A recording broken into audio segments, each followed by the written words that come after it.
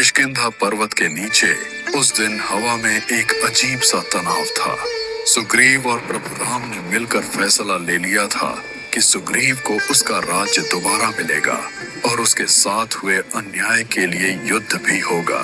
पर इस युद्ध के पीछे एक कहानी थी, बाली की कहानी।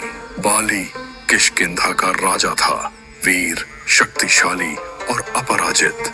उसके शरीर में देवताओं का बल था और उसे एक अनोखा वरदान मिला था। एक दिन देवराज इंद्र स्वयं प्रकट हुए थे बाली के सामने। उन्होंने बाली के तप और वीरता से प्रसन्न होकर कहा था, बाली, मैं तुम्हें वर देता हूँ, जो भी शत्रु युद्ध में तुम्हारे सामने से प्रहार करेगा उसका आधा बल तुझ में समा जाएगा। और बस उस दिन से बाली अमर सा हो गया। उसका एक मुक्का भी किसी पहाड़ को तोड़ सकता था। इस वरदान ने उसे अत्यंत अहंकारी बना दिया। सुग्रीव, जो उसका छोटा भाई था, उसके साथ मिलकर राज्य चलाता था। दोनों भाइयों के बीच प्रेम था, एकता थी। पर एक दिन सब बदल गया। एक राक्षस मायावी किष्किंधा के द्वार पर आया।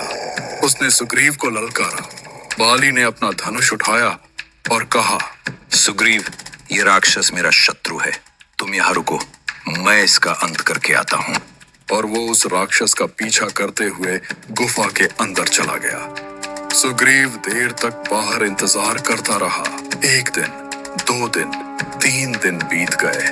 गुफा से केवल खून बहकर बाहर निकला। सुग्रीव ने सोचा, उसका बड़ा भाई बाली मर गया है। उसने पत्थर लगाकर गुफा बंद कर दी और दुख में किष्किंधा लौट गया। पर सच कुछ और ही था। बाली ने उस राक्षस को मार दिया था, पर जब वापस आया उसने देखा उसका भाई सुग्रीव गद्दी पर बैठा है। उसका खून खौल उठा।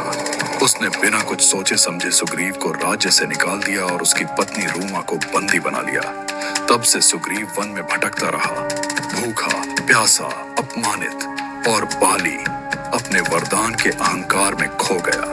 उसके लिए धर्म और अधर्म के बीच की रेखा मिट चुकी थी और आज उसी अहंकार का अंत लिखा जाने वाला था।